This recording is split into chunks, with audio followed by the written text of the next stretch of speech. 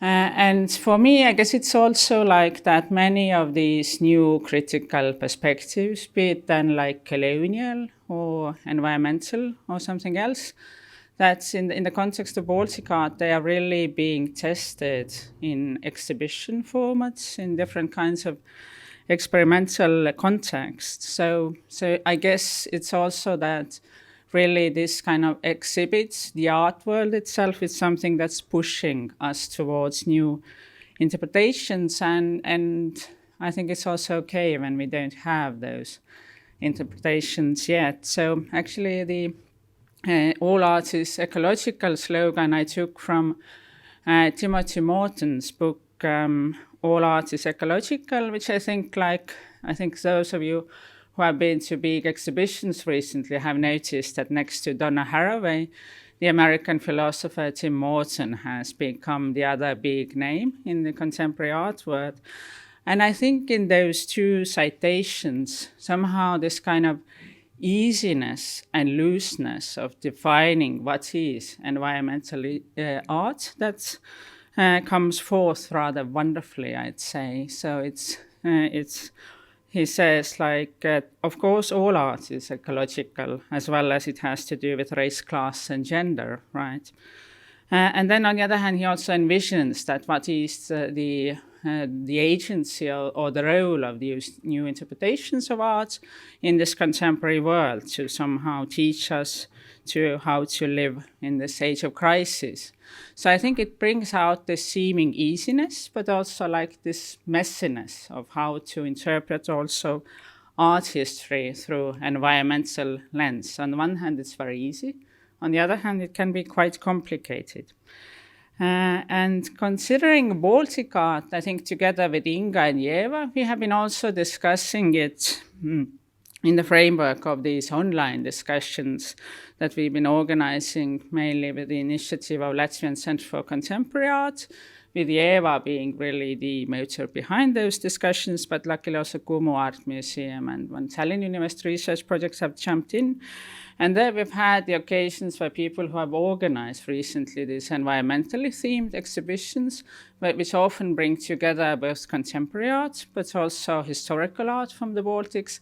They are really creating this new framework, this new, I'd say, like first layers of this kind of eco-critical interpretation of Baltic art histories as well.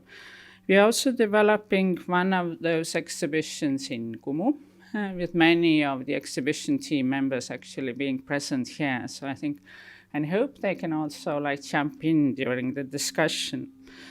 And I guess on the one hand, there is really not that much to worry about, because I think like this, the context, the new assemblages of historical works, like pairing them with contemporary work, it will create very many new layers of meaning that are currently non-existent due to this very little research literature on eco-critical approach to Baltic art history. But what I would like to speak about here today are not those contemporary layers that are being added just right now as we speak through different exhibitions, but I would like to actually ask about the historical context of Baltic art and its relation to environment, mainly with the example of Estonian art. So I'm going to show you a few quotations from interviews that some of ECA students made last spring with some of the late Soviet Estonian artists, and they asked from them what was their relationship with the environment, how did they perceive it then in the late Soviet period, and what do they think about it now? I'm not going to read those quotations aloud, and I would also like to say that I'm not actually showing them because they might seem somehow clumsy or even funny, but I'm putting them here because I want to emphasize that people, the artists, they are really not used to talk about their relationship with the environment, especially when it comes to the Soviet times, right? That there is no tradition, both among the artists as well as in the art criticism of the period. So you'd see that there is almost no vocabulary, no discourse, no way of speaking about their relationship with the environment. That is not unique to Estonia or to the Baltics, but I guess this kind of absence or void, that was also very much the starting point for Maya and Reuben Fawkes, and also for Maya Fawkes' book, The Green Block, which very much proposed to look at the Central European neo-avant-garde art from the late Soviet period through this eco-critical lens. And she also argues that this void around the art, the artist's relationship with the environment, that doesn't mean that it didn't exist, right? So I think like also when dealing with the Baltic art, this kind of absence, this void could be a good starting point. And then, as I'm also an environmental historian, I would like to take it even to a broader context, this absence, this negation or denial of the Baltic artists' relationship with culture, also with the Baltic Eastern Europeans' agency with environmental activism more broadly. So since the 1990s, there have been a lot of Western authors writing about the most glorious period of environmental activism in the Baltics, but also in Eastern Europe. That would be the perestroika period, environmental activism, where people protested against different infrastructures, industry, nuclear power plants, and so on. And but it has been emblematic from the 1990s onwards to the Western discourse about environmentalism in Eastern Europe is also the denial of environmental agency in those actions. So I think Jane Dawson, who has written a famous book on eco-nationalism, has been one of the most influential authors, saying that it's actually a surrogate movement, that these environmental aims, they are kind of cover-up for political aims for a national fight towards independence, towards sovereignty.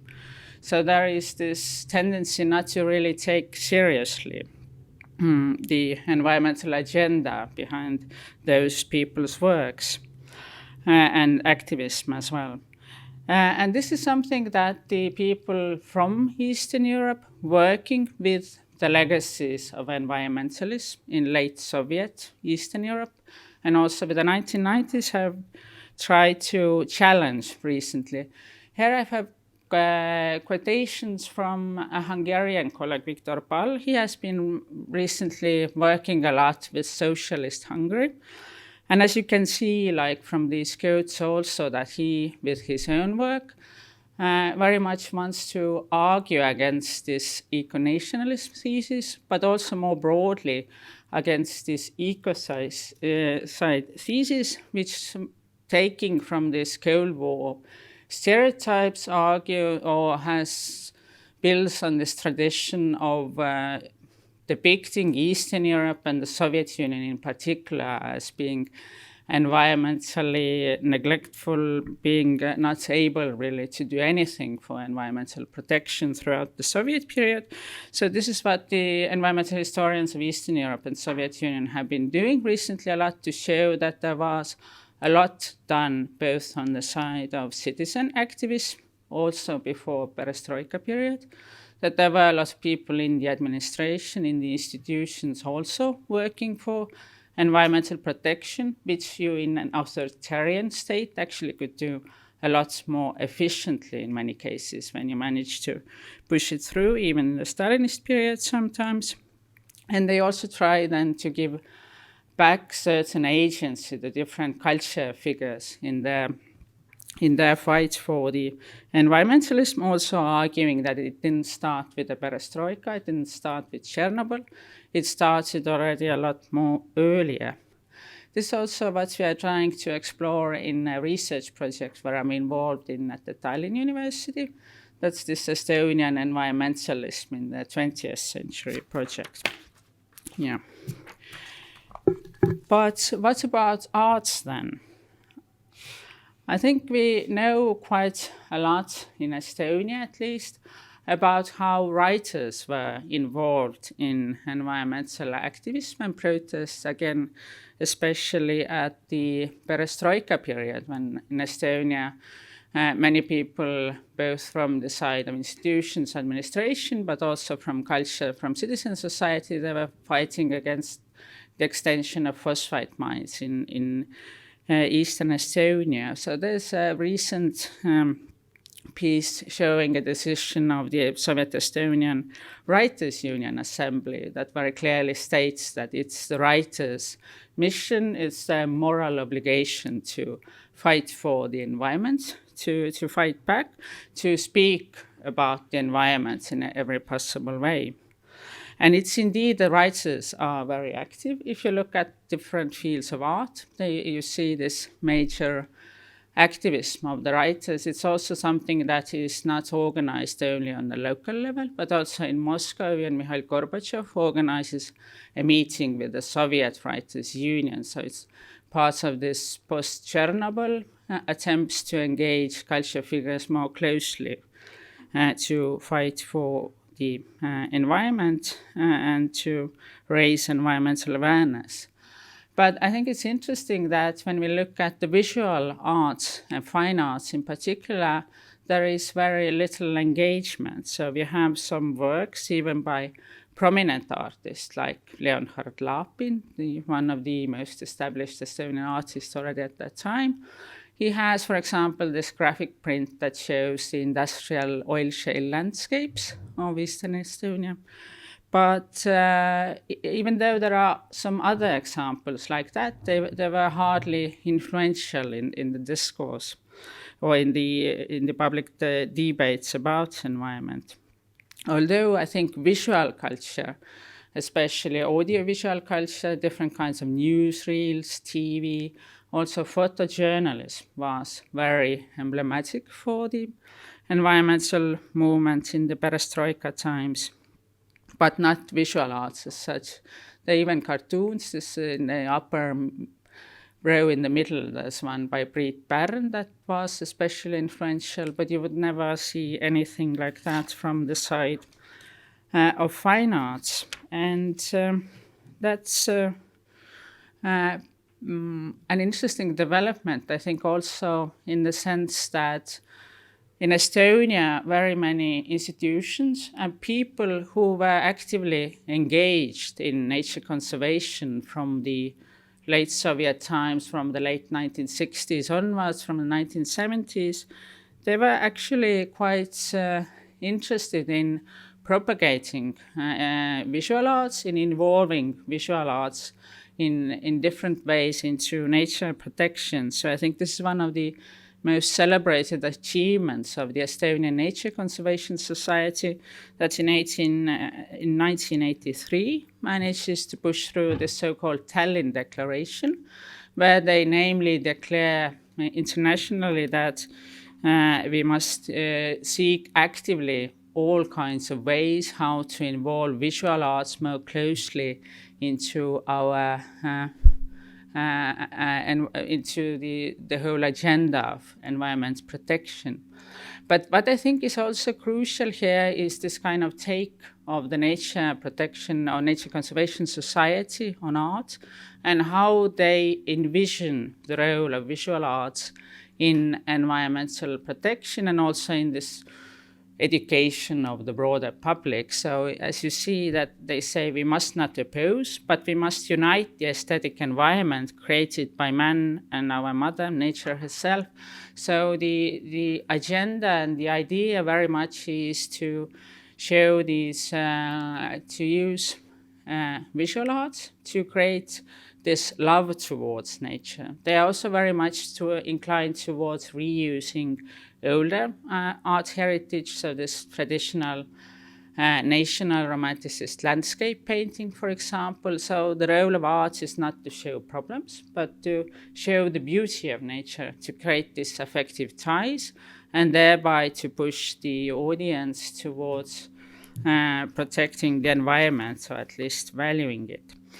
So even though there are, just going to end in 2 minutes or in 1 minute. There are some examples also, like from the late Soviet times, of visual arts that depict environmental problems, like with this one, with the immediate references to Rachel Carson's Silent Spring that was translated into Estonia 2 years before. It's actually done by an artist who was a chairman of the Soviet Estonian Artist Union for a very long time, so institutionally with a very high position, but artistically not that having that much resonance. So you would have like works by A.V.T. Hamits, which combines this anxiety towards atomic age, nuclear weapons, space race, and then also has these connotations to environmental problems as one of the very global problems of the world. But again, also these kinds of works